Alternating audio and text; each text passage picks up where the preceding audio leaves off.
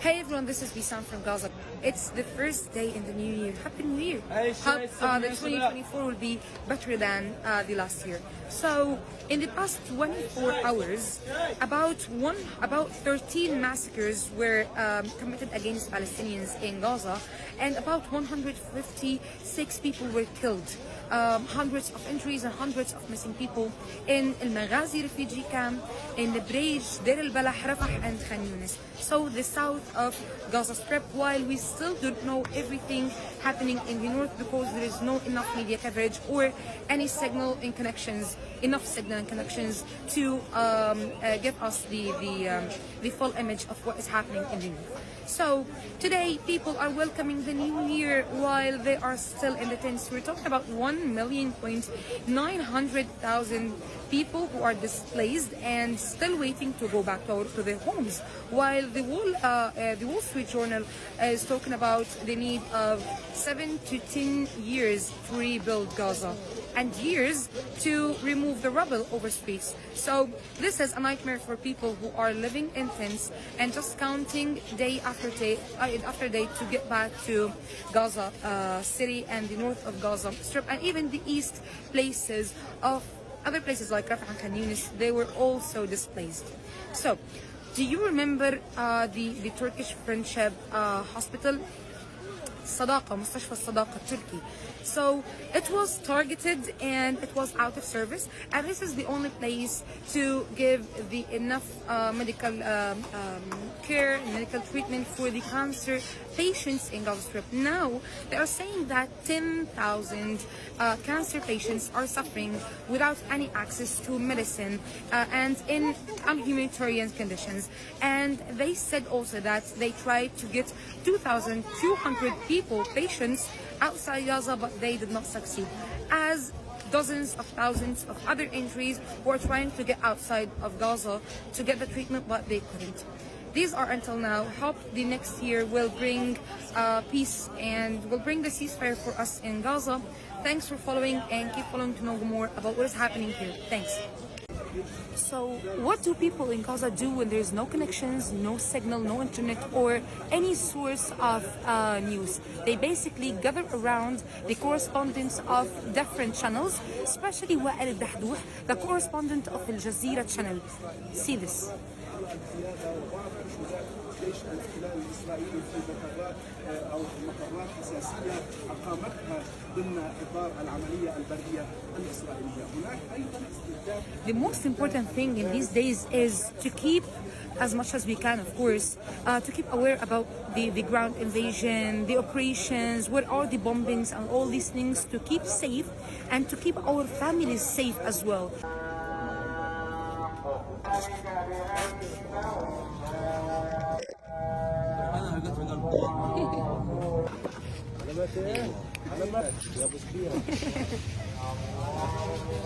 Hey. Hey. Yay!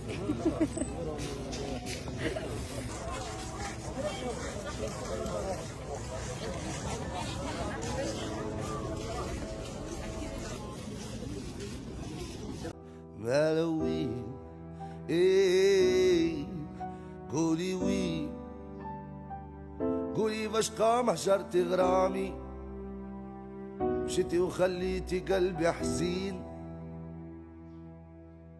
مالوي ايه قولي وين قولي باش ما عجبك كلامي مشيتي وخليتي قلبي حزين.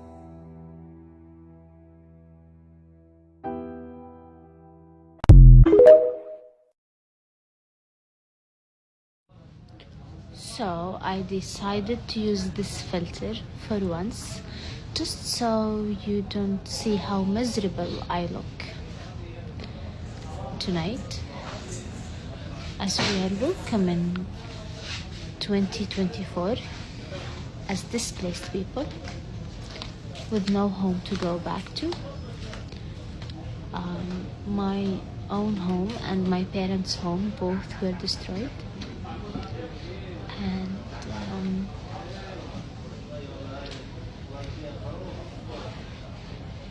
my child Wissam has fever and diarrhea for 3 days, and there is no medicine, not at the hospital, not in the private pharmacies. There is no antibiotics, there is no painkillers. I'm seeing my child suffer in front of my eyes. So for everyone out there celebrating the New Year's Eve, no hard feelings.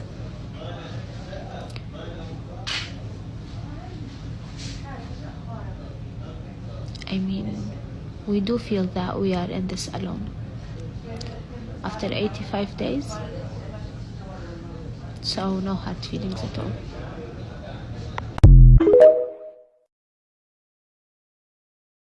مرحبا جماعة، كيفكم؟ بدنا نهني العالم بالعام الجديد 2024، وإحنا زينا زي أطفال العالم بدنا نفرح بالعام الجديد. بدنا الحرب تخلص على غزة عشان نحتفل بالعام الجديد 2024. بدنا ناخذ جولة لأهل غزة شو رسالتهم للعالم في العام الجديد. شو رسالتك بالعام الجديد؟ تخلص الحرب وتصير هدنة، نرجع كل واحد على بيته، ونبطل نشحن البطاريات ونشيلها للطابق الخامس، ونبطل نعبي مي. عام سلام، عام خير، عام حق. لا هناك سفك دماء ولا ذبح أطفال ولا نساء. والله شتتنا وقاعدين في المدارس. يقف الحرب، أرجع مدرسنا، نرجع زي أطفالنا. إحنا أطفالنا بيشردوا لما كان بيطلع على رفح، نازحين من غزة بيجوا على خانيونس، من خانيونس على رفح، فيش أمان في غزة. يزيح الاستعمار هذا اللي كل العالم تحرر، غير إحنا ظلينا من دون العالم كله هيته في الاستعمار هذا. فيش عالم يطلع عنا بعين الرحمة لحتى ينقذنا من هالعذاب هذا. أكل مش لاقيين ناكل يا مسلمين. السقع ذبحتنا، هينا شايفين في الخلا قاعدين في الجدار تبع المستشفى. نرجع لبيوتنا وأراضينا ويوقف آلة الدمار والقتل الإسرائيلية ضد الشعب الفلسطيني وضد الأطفال والنساء، وإنه يعم السلام على الجميع. إن شاء الله هالحرب هذه بتخلص على خير وسلام، وإن شاء الله بنرجع لبيوتنا، وإن شاء الله هيك ربنا بديم الأمن والأمان، وأنت بتشوف أيام حلوة، والعام الجديد بكون حامل نصر لهالشعب اللي صبر واللي تحمل كل هالدم وكل هالشهداء. إن شاء الله بكون نصيب النصر بإذن الله في بداية العام الجديد. إنه نرجع على بيوتنا على غزة ونرتاح ويبطل في حرب وقصف وأذى. العام الجديد يكون عام خير وسعادة على غزة، وإن شاء الله هيك إحساسكم يعني يصير كويس. إن شاء الله تحسوا فينا وفي معاناتنا وفي التعب اللي إحنا قاعدين نتعبه، في الحرب اللي إحنا مستمرين فيها لليوم ال85، وكل يوم شهداء وإصابات وجرحى ومن نفس المجازر. فإن شاء الله هيك العالم يصحصح شوية، تنتهي الحرب وترجع الناس لبيوتها وينتهي بسلام وترجع كل الحياة ونعيش بسلام إن شاء الله. الله يكون عام خير وعام انتصار وعام سلام إن شاء الله، وربنا يهدي البال ويصلح الأحوال إن شاء الله يا رب. أتمنى السلامة لجميع الناس، وبتمنى أن الحرب هذه تنتهي ويتوقف إطلاق النار ونرجع لبيوتنا ويرجعوا الناس لأهاليهم ولبيوتهم بإذن الله. نتمنى إن شاء الله تكون سنة خير علينا وعلى كل الشعب الفلسطيني يا رب، وهالدول العربية هيك تحن علينا وتقف معانا ومع أخويا الأطفال ومعها الجرحى. هي بنتقطع وهي الأوتار عنده خربانة، هي بدها بتريد الثانية. يعني إن شاء الله تكون سنة خير علينا. هذه كانت رسالة أهل غزة، إنه نتمنى تخلص الحرب على خير وكل عام وغزة بخير. مرحبا جماعة، كيفكم؟ كل عام وأنتم بخير. بمناسبة السنة الجديدة 2024، كل عام وأنتم بخير للعالم، كل عام وأنتم بخير لأهل غزة. إن شاء الله بتوقف الحرب على غزة. شو بدنا نحكي للعالم؟ Happy New Year!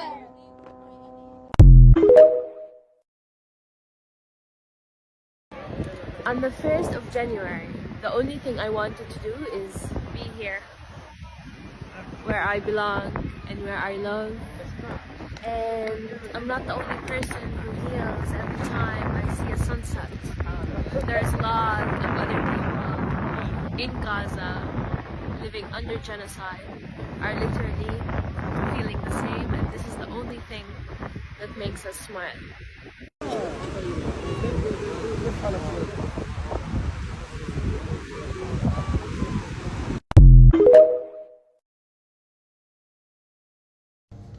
Assalamu alaikum. Live from Gaza in the last few moments of 2023 before we go into 2024. Ceasefire now. Inshallah, we continue in 2024 to voice the truth about what is happening here in Gaza to the whole world in English. With your support, we will continue to keep 2.3 million Palestinian civilians here, steadfast and patient, and in their land. Please continue the great work you are doing. We see you. We love you. Inshallah, the next year will be a year of blessing for you, your family, and your loved ones. Inshallah, soon freedom to the whole world. Assalamu alaikum.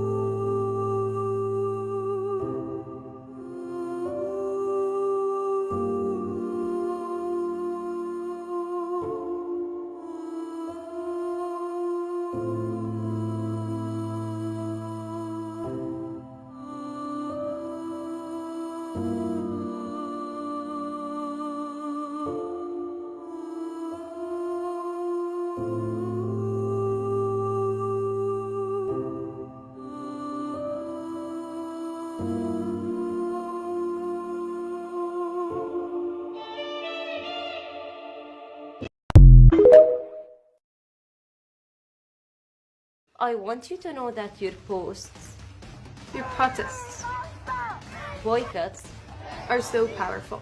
Your voice is as important as my voice. Please keep speaking up and sharing the truth of what is happening to my people.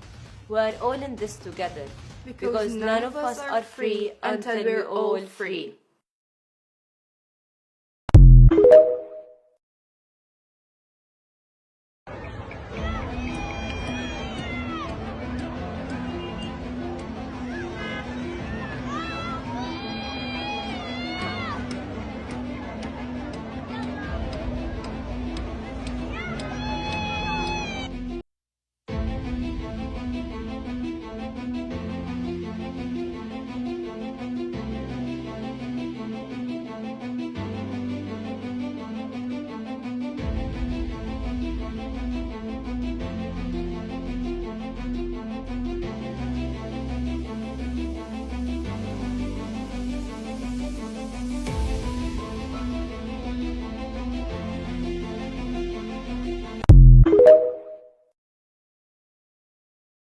قرارات عام 2024 إني هاجر برا غزة.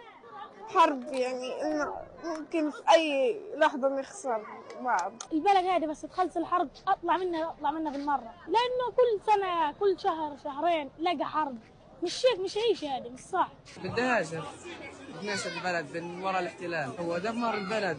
تصير هدنا ونشوف أصحابنا، الحرب تخلص، نمسى ما نشوفش وجه الحرب. نفسنا نروح الدور، نروح المدارس ودورنا ما يكونوش مكسوفين.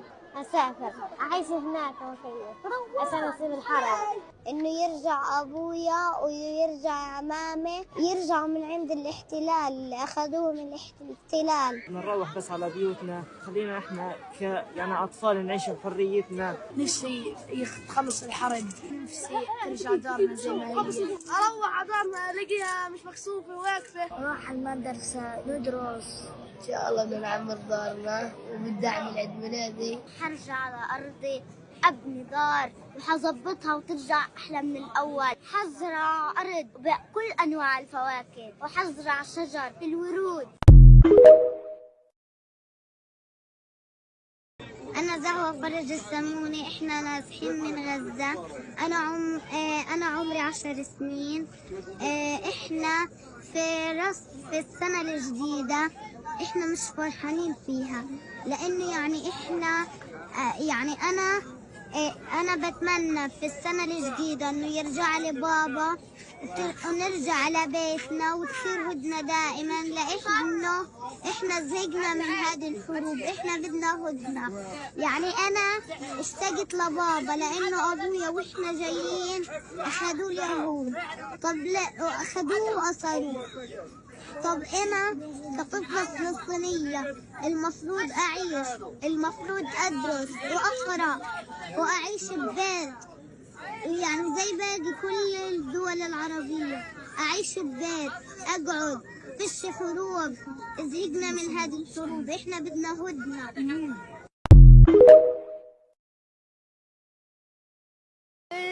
انت مش عارف تحكي لانه انت خايف، انا بدي اياك تروق، امك بخير هيها قدامنا، شايف كم دكتور عندها هيها وايدها هيهم بدهم يحاولوا انها تضل، ولو راحت يا حبيبي ما تزعل، المهم امك تضل عايشه، صح؟ المهم امك تضل عايشه، الحمد لله انت بخير.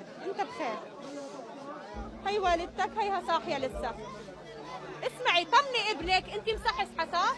طمني ابنك انك بخير، طمني ابنك.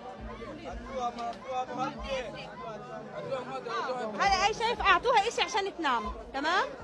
خليك عندها عشان تضلها قويه، ما تخاف. مش قادر عن أهل بس ما ينام عندها، أي واحد فيش حدا يجي ينام عندها؟ أنا بدي أضل عندها، ما تخاف، أنا بدي أضل عندها. أنا مش حبيبي، أنا مش عارفة إيش أعمل له. خلص طب خلص أنا هلا حشوف إيش بدك. طيب أنا سأنهي هذه الرسالة حتى نكون مع هذه الحالة ونريح قلب هذا الطفل. إذا كنت معكم من داخل مستشفى شهداء الأقصى.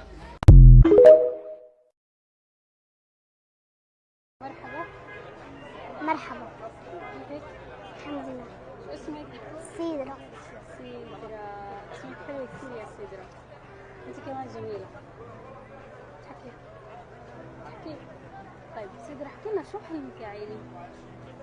حلم أكون زي الأطفال اللي برا فلسطين. ليش زي الأطفال؟ عشان إحنا في حرب. كل اللي برا فلسطين مبسوطين. أنت مش مبسوطة؟ ليش؟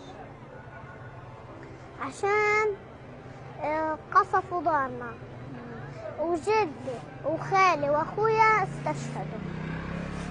طيب شو نفسك؟ نفسي أكون زي الأطفال العالم. طيب شو بدك تحكي رسالة للعالم؟ أقولهم إنه إحنا بخير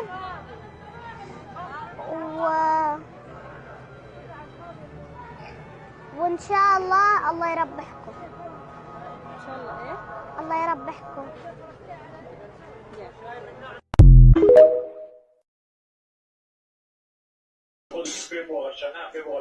موطني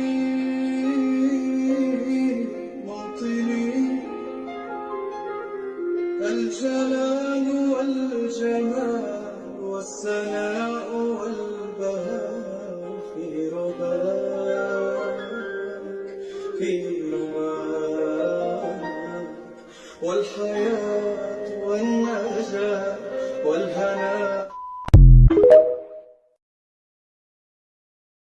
This is news from Gaza on the first day of 2024. At this point, you know that the Israeli occupation forces' actions continue to be more and more depraved, but now they're trying to sell them to you, or more accurately to the Zionist public and sympathizers, as inspiring stories. The latest one, yesterday, came from the Israeli army radio, an interview with a fellow soldier of an Israeli captain that just died, sharing that he heard a baby crying in the rubble in Gaza, and he rescued her. He kidnapped the baby and took the little girl to Israel. We don't know where the baby is. Al-Quds News first reported this yesterday, sharing the audio clip that the Israeli army radio published themselves on Twitter or X and later deleted. They've shared it. I have published this on my Telegram page. The URL is on my profile. I'm also going to play you the audio recording and read the English translation to you now. The Israeli soldier being interviewed said, "He is a brother, a friend who helps, a friend who supports you." And the interviewer said, speaking of his big heart,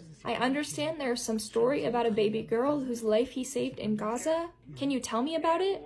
And he says, he talked to one of the friends during his time in Gaza and said that in one of the houses he entered, he heard the cry of a baby girl, and he decided that he would take her and send her to Israel. Despite all the atrocities he saw in Nahal Oz, that's a military base there, in that he put his heart before it and did the right thing. And he was a human being. That was the man. The interviewer says he found a crying baby and did what with her? And the soldier says he brought the Gazan baby back. And the interviewer says he brought the crying baby back to Israel? And the soldier says, yes, he took care of her. And the interviewer says, you probably don't know what happened to her now, right? But her family must have been killed or something like that. And he saw that there was no relative to take her. She's trying to explain kind of away this, because you can tell by her voice that she's a little bit like, you know. So the soldier says, correct. Look, this is a story we'll hear about when the baby's older. This is a man you will hear about. People will learn about him in army training, about the man he was, and the friend he was, and the commander he was. It was a privilege to know him, a privilege to talk about him. The interviewer said, thank you very much. Shahar Mendelsohn, thank you very much. The funeral's at 12. May we not know more grief. And also published yesterday, but not yet deleted, from Israeli newspaper Yedith Uranith, and I'll publish this on my Telegram as well, translated from Hebrew. One of his friends eulogized, Harold told me that he heard the cry of a baby girl in Gaza, that her parents probably abandoned her in the bombings. And he made sure that she was brought to a hospital in Israel for treatment. I'm sorry, how do they say it? Israel, right? Israel for treatment. Resistance News Network on Telegram reported that the story was both lauded and despised by the warmongering and genocidal settler populace before the published interview was later trimmed to remove this part of the story. A Palestinian baby was born today in Jabalia refugee camp in northern Gaza. According to the PRCS, they said the birth process was successful, utilizing minimal available resources. Both the mother and the child are in good health. IOF bombardment of a home in the Maghazi refugee camp resulted in at least 15 martyrs. The Qatari foreign minister says it has evacuated 284 Palestinians from Gaza who are holders of residency cards from Qatar or neighboring countries. Al Jazeera's Tariq Abu Azoum says Gaza has seen a series of Israeli attacks across its territory in the past hours. Israeli forces have accelerated and intensified the rate of their attacks in different areas, he said, reporting from Rafah and southern Gaza. He added that the recent raids have focused on the central and southern parts of the Strip. The Israeli military have driven hundreds of thousands of people out of their homes in northern Gaza already, and it continues to squeeze Palestinian civilians into smaller areas as it expands its ground offensive. They are now transferring the military operations to the south, with growing calls for Palestinians to head to the last remaining designated safe zone in Rafah, which is completely overwhelmed with ongoing deterioration of humanitarian conditions there. So please be mindful of what Western media is saying in regards to Israel beginning to slow down their operations and beginning to back away, because that's not the experience that Palestinians are having right now. Disabled Palestinians continue to experience life-threatening challenges. I recommend going to the Al Jazeera website and watching a video that was posted of Muhammad Muharrem, an internally displaced Palestinian and wheelchair user, as he speaks of his experiences navigating the genocide that is occurring in Gaza right now. We have some information from Abu Ubaida, spokesman of Hamas's armed wing, the Qassam brigades. He says that the group has destroyed 71 Israeli military vehicles fully or partially in the past 4 days. In his words, our fighters have confirmed the killing of 16 Zionist soldiers and injured dozens of others, carrying out 42 military missions. He said the attacks included shelling Israeli positions and targeting them with explosive devices, as well as clashes from distance zero, and the booby-trapping of homes and tunnel shafts where the Israeli military was operating. According to Abu Ubaida, Hamas fighters also brought down 2 Israeli surveillance drones in Gaza as they continue to fire rockets towards Tel Aviv. The White House continues to reiterate that nothing has changed in terms of its support and backing of Israel.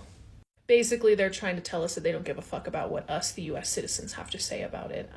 They're solidifying their stance, basically, in supporting this genocide. And I've talked to you guys since October 7th about what a lot of these Israeli officials are saying in regards to what will happen to Gaza. Recently, I told you guys about Smotrich, the finance minister, saying that Israel will permanently control the Gaza Strip to ensure security. He also called for establishing Israeli settlements in the Palestinian territory akin to the illegal settlements in the occupied West Bank. And let me reiterate what other Israeli officials are also saying. National Security Minister Ben Gvir said the war presents an opportunity to encourage residents of Gaza to leave and help bring back Israeli settlements.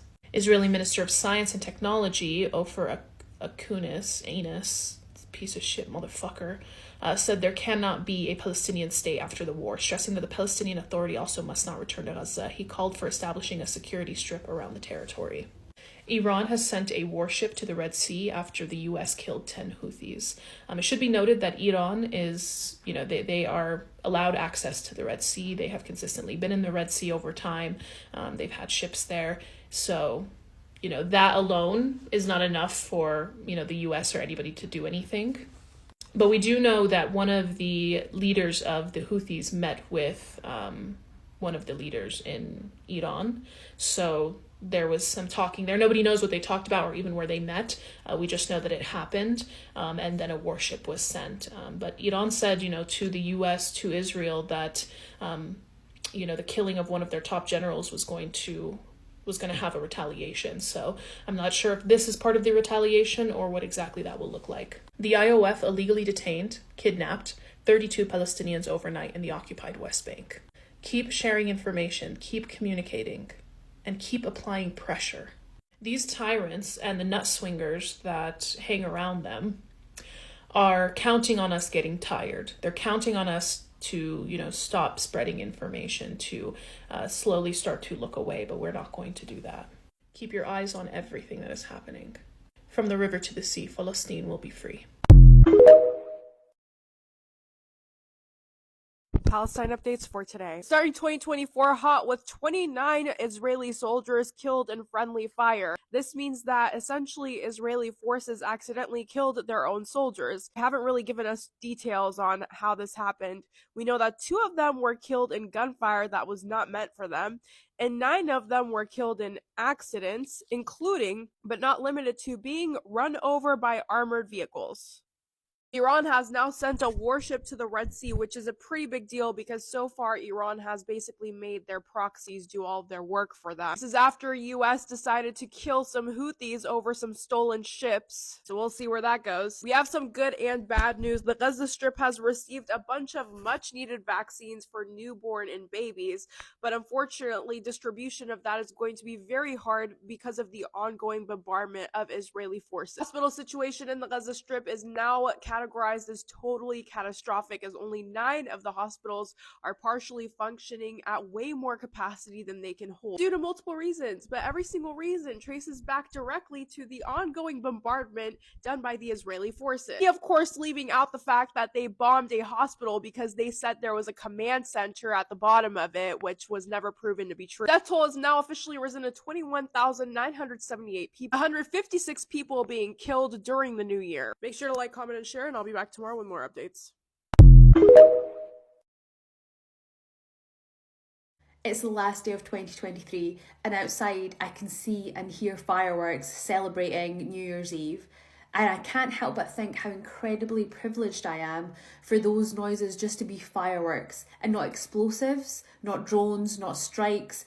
that endanger me, my family, that could result in my death imminently. But that's the reality of Palestinians.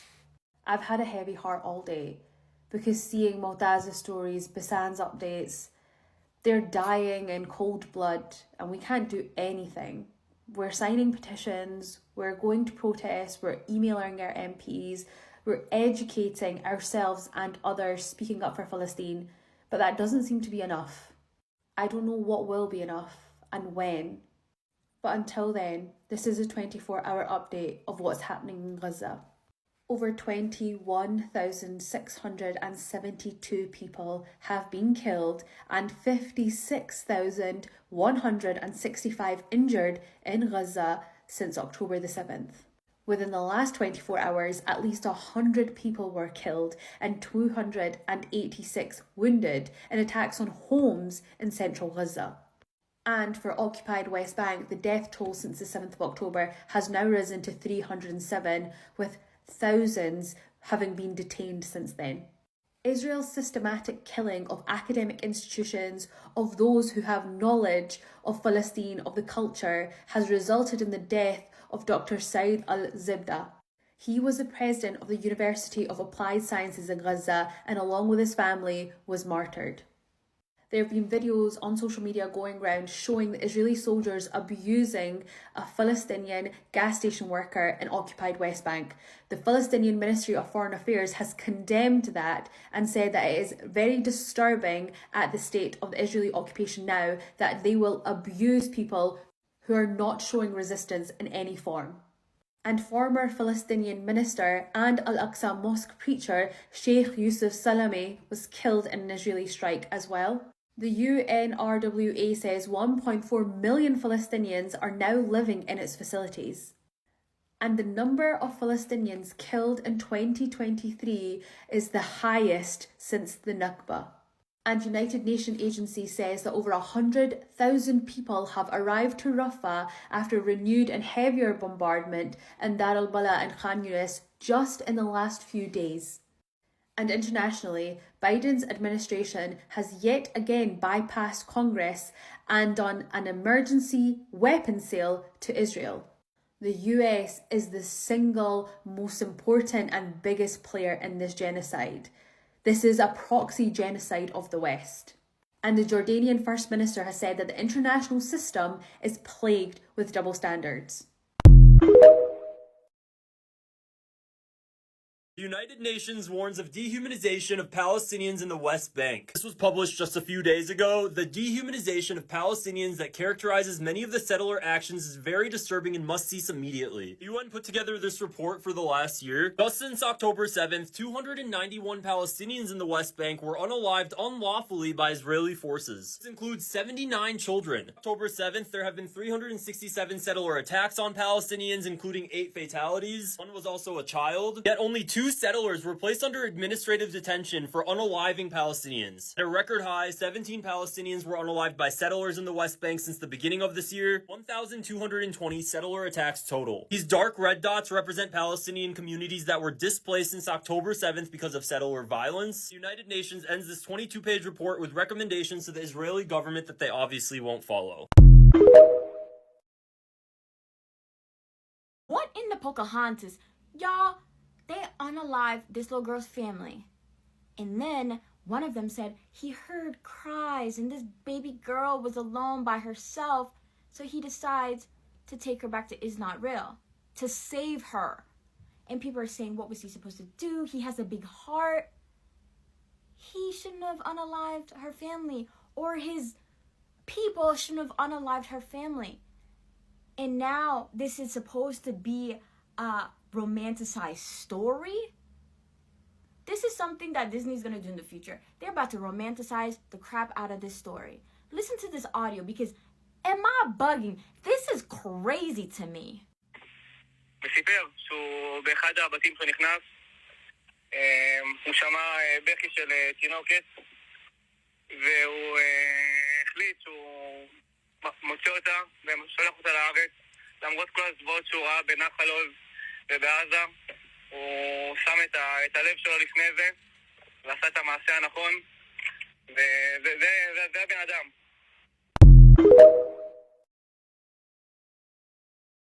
The U.S. Army has attacked the Houthis, unaliving 10 of their members. This entire time that the Houthis have been on the Red Sea blocking ships, they have not unalived anybody.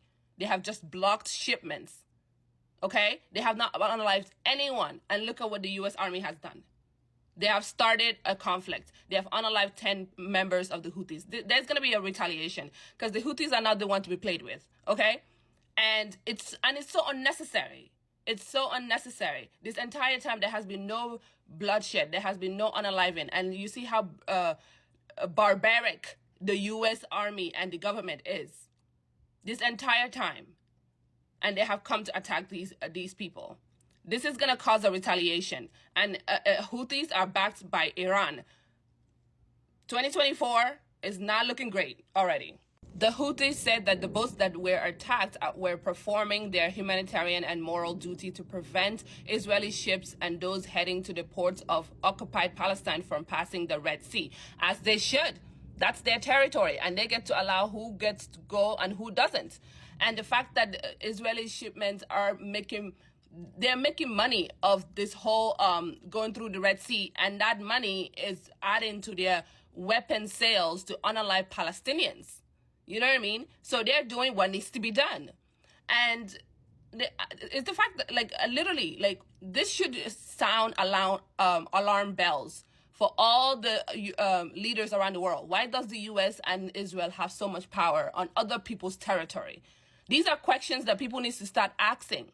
And everybody's just ignoring it. All these world leaders are so useless. I hope the Houthis fight back. And if they do, we will be here to report and be in their favor. Because they have been stopping ships and they have not unalived anybody. And they could have. They literally could have captured these ships and unalived all the crew members if they wanted to. And they haven't, because they have humanity. Because they have a heart. And look at what the U.S. Army has done. So barbaric. U.S. government officials clearly live in some alternate universe, because this is basically them giving themselves a pat on the back for how they've responded to the genocide in Gaza. Showcasing U.S. leadership.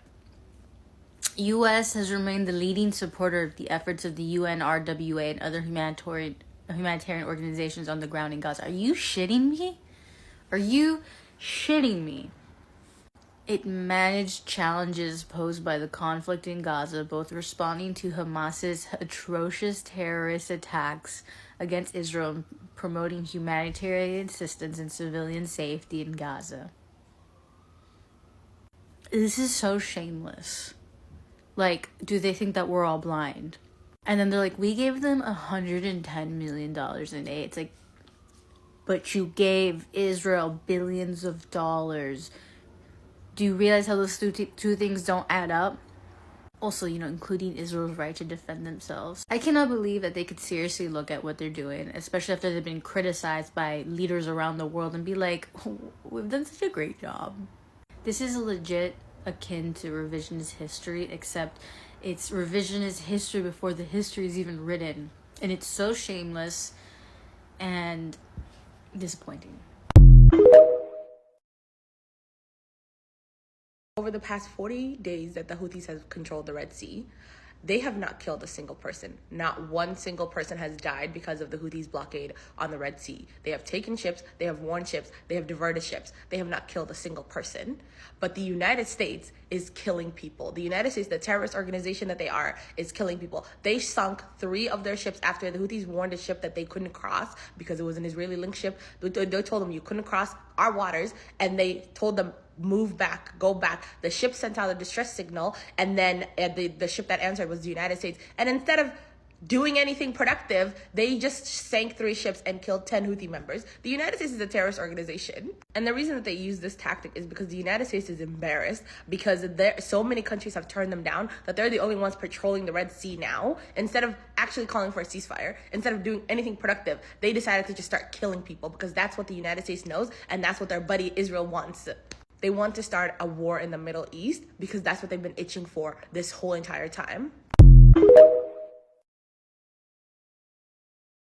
24,000 people emailed HSBC and they divested from Elbit Systems.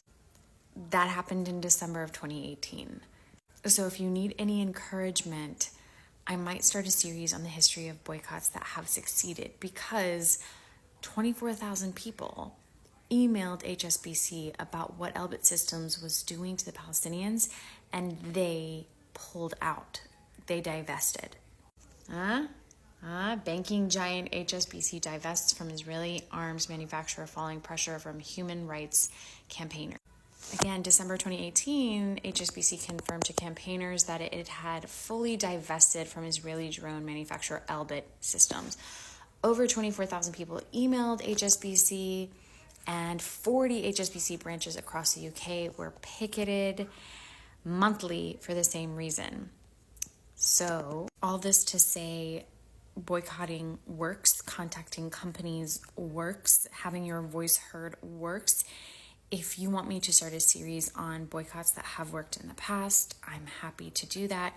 And it's not just limited to the Palestinian context. There are so many boycotts that have worked.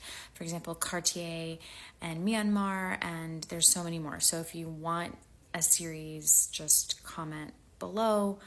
I'm still going to post Palestinian content, but I really want you all to be inspired to keep going.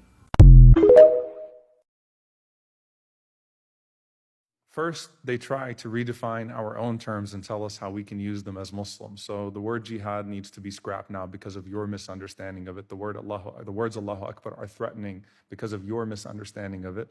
And then they tell us that our words of liberation are in fact calls to genocide. So don't say intifada anymore, because the word intifada to you represents violence and terrorism.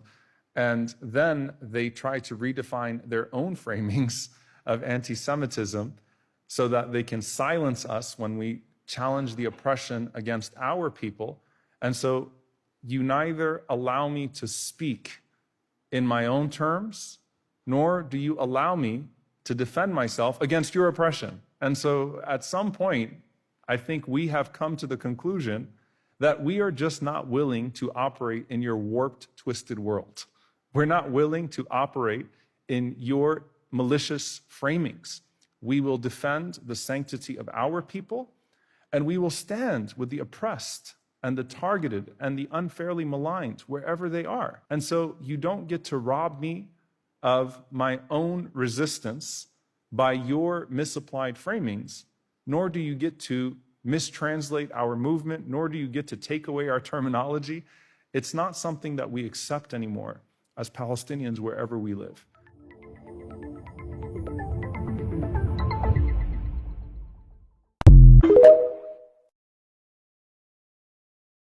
What a way to ring in the new year. Mu'taz just announced on his Instagram that he has just lost one of his best friends in Gaza. His friend's name was Ahmed, and he just passed in the most heartbreaking way. Mu'taz in his caption wrote, "Rest in peace, buddy," then tagged his friend Ahmed. Then he said, "The most beautiful soul, the most compassionate person you will ever know." And he added, he was filling the water containers when the Israeli artillery opened fire on his house and the neighborhood. Which means Ahmed was just doing the most simple task of trying to provide water for his family or his friend. And in doing so, he was unalived. He wasn't fighting, he wasn't resisting, he wasn't doing anything. He was getting water so he and his relatives could survive. And the most heartbreaking part of it is that the people that are now passing away in Gaza have made it 80 plus days.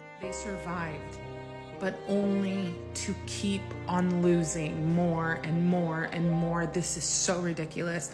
That is why the new year does not exist, at least to me. My heart breaks for Mu'taz and his friend and his friend's family. May he rest in peace. This is just a friendly reminder that if a Palestinian is having a conversation and then expresses their grief by saying that they would like for Zionist settlers to get the heck off the land, the reason why a lot of people are freaking out is because they know exactly what their attitude is here on Turtle Island. They want their land acknowledgements to desperately be enough. They still want their descendants to inherit the land that their great-great-great-grandparents stole. They still want control over the land, the water, capitalism, the government, all that. Because not only do they still want to stay in control, and they erroneously take ownership over this place, but they absolutely do not trust brown people. They do not trust indigenous leadership. And when they do, it's only for their own personal gain, because they know they will have a better life under indigenous people who didn't invent homelessness and starvation and poverty and all the things that are plaguing them in modern society. It's selfish. It's not because they actually think indigenous people have rights to the land. You cannot take these people seriously. At least I don't.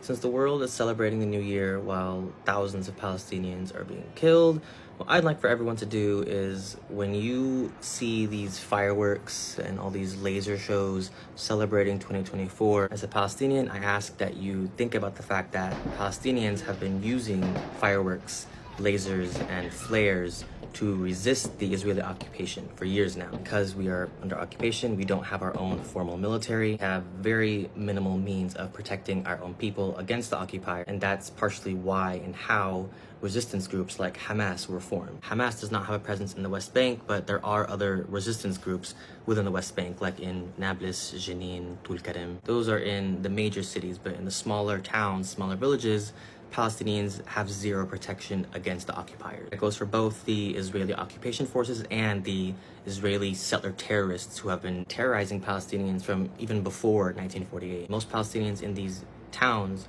are not armed. They don't have the same access to guns the way that the Israeli settlers do. And so during the nightly raids of the West Bank, where Israeli occupation forces violently infiltrate these Palestinian towns with these massive tanks and hundreds of strapped men storming these Palestinian towns purely just to enforce their power over the Palestinians, oftentimes Palestinians will use fireworks to resist them. We'll shoot these fireworks at the Israeli occupation forces as a way to push them back and try to discourage them from entering. Also use this firework tactic at the Al-Aqsa Mosque in Jerusalem. Every year, especially during Ramadan, Israeli occupation forces will violently storm the holy Al-Aqsa Mosque. They'll shoot tear gas, they'll shoot rubber bullets at the Palestinians who are praying and try to force all these Palestinians to leave the mosque, to empty it out. So in the same way, Palestinians will often shoot fireworks at the occupation forces to resist them. If you've ever seen those videos of the Al-Aqsa invasions and it looks like you're seeing fireworks, it actually is fireworks. And in certain villages in the West Bank, Palestinians use really strong lasers pointed at Israeli settlements to get them to leave. Israeli settlers alongside Israeli occupation forces will set up military outposts on Palestinian land throughout the West Bank, surround it with armed soldiers and armed vehicles, and slowly start expanding the size of the stolen land while slowly bringing in Zionist settlers to live there. These are the beginning stages of a formal, official Israeli settlement on stolen Palestinian land in the West Bank. So one example of this is in the district of Nablus, which is where my family comes from. There's a mountain called Jabal al-Sabih, which is near the town of Beta. The Palestinians in this town are having to deal with Israeli settlers who have stolen their land and are currently occupying it. What they started doing to try to get them to leave, because obviously they don't have anyone to help them, and the Israeli occupation forces are actually supporting the settlers. Every night, Palestinians would go out to this mountain, Jabal al-Sabih,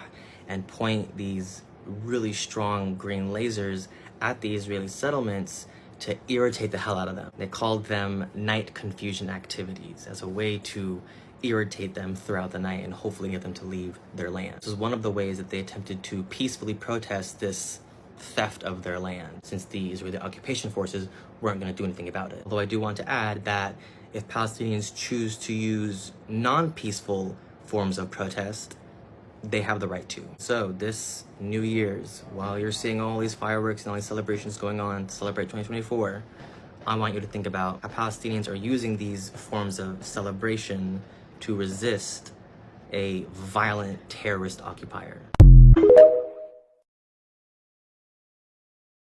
Y'all, just an important reminder, During Christmas, Israel took advantage of everyone focusing on the holidays and committed a massacre that killed 70 Palestinians in Gaza. We don't want the same thing to occur during New Year's Eve, so please pay attention to what's going on in Gaza and please keep them in your prayers. I'll be honest, the refugees that have made it to other countries have been experiencing PTSD, where just even the sounds of fireworks or just loud sounds, period, have been traumatizing because it's reminding them of what they endured while in Gaza. So it's just a reminder, with all the theatrics, the fireworks that's going on right now, again, we don't want literal fireworks and explosions of celebration to be the distraction of actual bombs and explosions that are happening, but as airstrikes in the midst of a genocide. I'm sure you've all seen the video of the IOF soldier speaking to a pro-Palestinian. So to spite them, he goes on to talk about how he wants to kill babies in Gaza, but there aren't any left for him to kill. And throughout the video, you can see his facial expressions change from a sneer to this gleeful look of like championship. I don't think I need to explain that look of psychopathy that is so apparent on his face. I mean, you can just see it by looking at him. And the reason I'm bringing that up is because it is so interesting to me how our trauma, the more severe it is for Palestinians, the more it increases our humanity and the more it decreases theirs. There's so many Israelis on TikTok that start their videos with an opening line of, oh, I hope we kill more Palestinians. I hope we wipe you all out. I hope you rot in hell, you know, you and anyone who supports you. And when we try to speak about what's happening, we never talk about them because we don't attack them. We don't start our videos by trying to paint this terrible picture of what they might be because they do that all on their own. We don't need to do any of the work because everyone can see their true colors. A lot of people are so flabbergasted with this idea of how can someone be so inhumane that life is just so meaningless to them, that they are willing and ready to take it at any given moment. But Israelis have victimized themselves so much to the point that they still feel that they are on survival mode and that their existence is in threat, when in fact they receive one of the biggest military funds in the world every year. When people think of Gaza City today, they usually think of destruction and sorrow. But it wasn't always like that. Gaza City has a history of over 5,000 years. This Palestinian city was of huge strategic importance to many different empires and dynasties, and was a huge hub of international trade over the centuries. Gaza actually served as ancient Egypt's administrative capital of Canaan, or the Levant. These trade links grew in importance during the days of the ancient Philistines, who had what was known as a pentapolis, or the 5 great cities, with Gaza being the leading city of all 5. Gaza was located on the ancient road known as the Via Maris, or the Way of the Sea. And it was an ancient road that connected trade routes between Gaza and Phoenicia, which is now modern-day Lebanon, as well as Egypt. But this Mediterranean port city was also connected to the incense routes, which gave it access to markets in South Arabia, now known as Yemen, as well as other maritime routes to the Red Sea by way of Petra. Olive oil, frankincense, and medicines were a huge part of the Gazan economy, but so was silk. While Gaza was not directly under the Silk Road, it definitely had influence from it through the Red Sea trade routes, which opened it up to markets in Asia. One of the famous forms of silk found in Gaza was known as al-Quds. It was a silk fabric mixed with different types of wool. This contributed to Gaza being a huge textile hub in the Mediterranean region. And if you're familiar with gauze, which is a transparent woven fabric used in medicine and in hospitals, you'll know that the name actually derives from the name of Gaza, as a testament to the silk fabric found there. Gaza City, along with the neighboring town of Al-Mejdal, were the largest weaving centers in Palestine, with hundreds of looms in both. These looms and weaving were a huge part of the society in Al-Mejdal and Gaza. When the town of Al-Mejdal was ethnically cleansed by Israeli forces between the years of 1947 and 1950, many people wanted to bring on their tradition and maintain that with the looms they had. And so many of these refugees would end up in what became the Gaza Strip, not wanting to give up on their traditions and trying to keep the culture alive.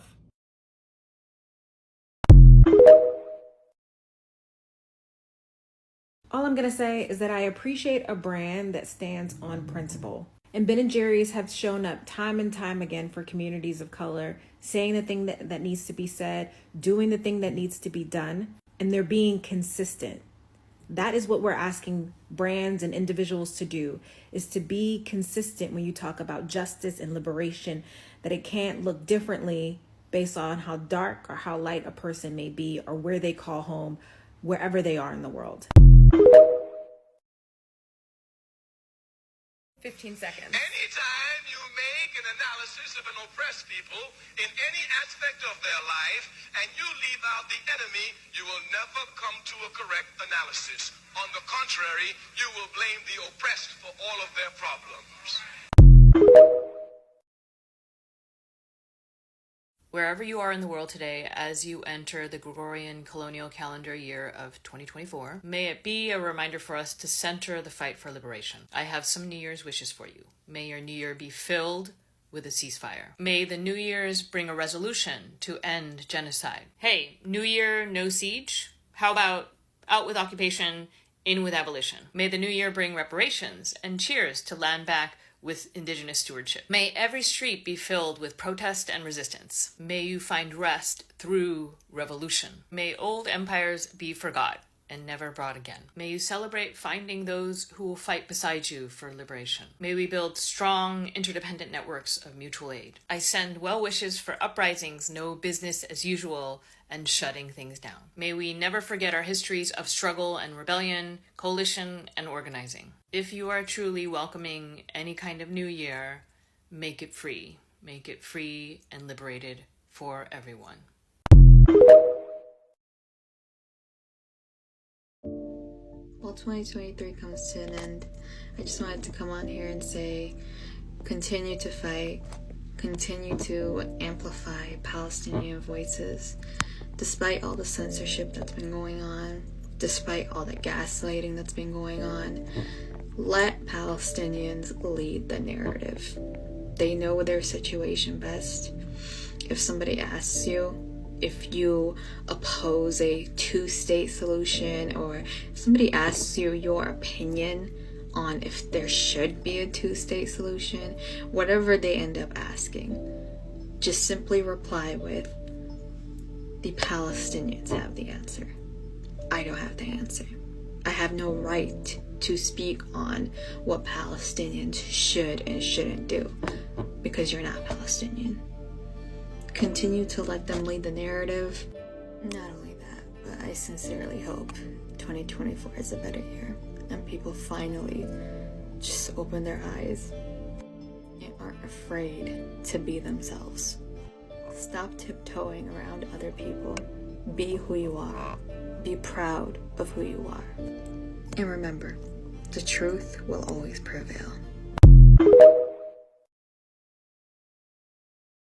The short answer is yes. The Leahy Law was passed in 1997, and it prohibits the United States from providing equipment and training to a foreign military unit or individual suspected of committing gross human rights violations, as you can read below.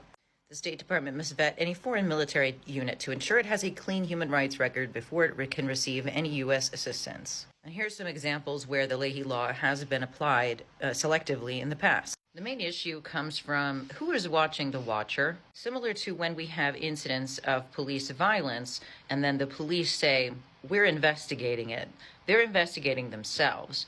And the Leahy Law is essentially, the U.S. would be investigating itself over breaking this law. And it has a vested interest not to find itself in the wrong. Empire will always choose to act to preserve its own power. As with all instances of empire, they apply law selectively and never hold themselves accountable.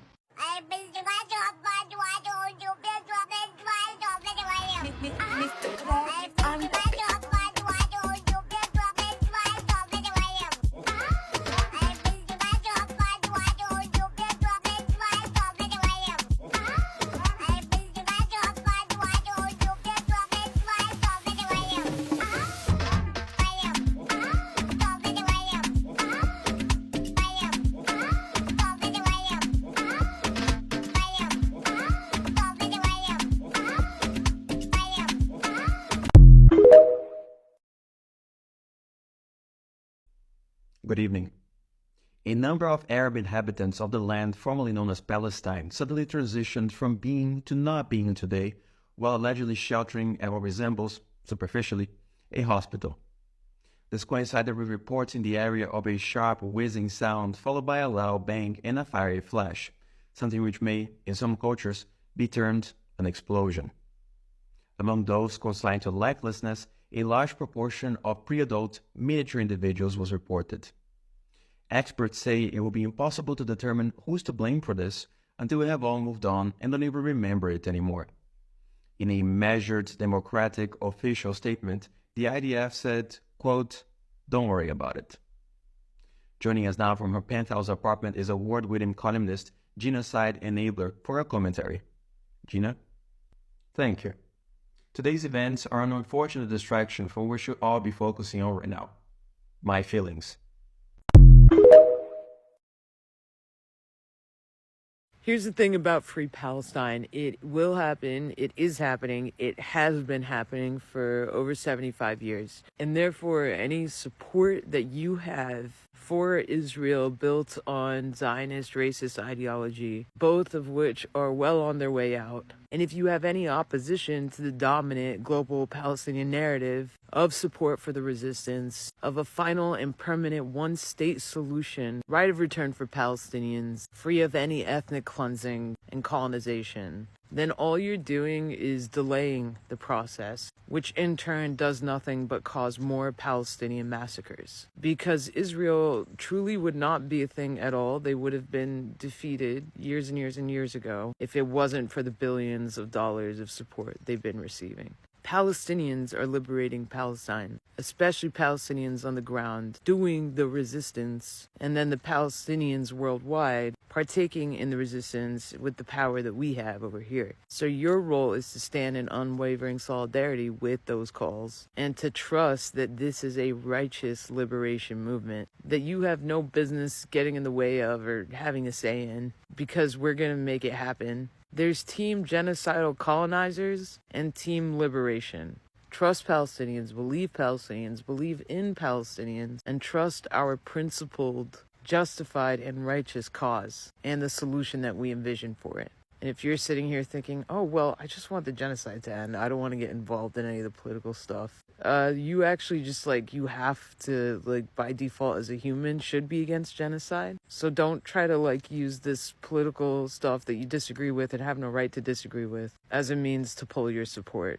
We're talking about a principled struggle here. So if you're with it, remain principled in your unwavering solidarity with the Palestinian people. Don't forget that it's not just about Free Palestine, but the Palestine that's freeing us along the way.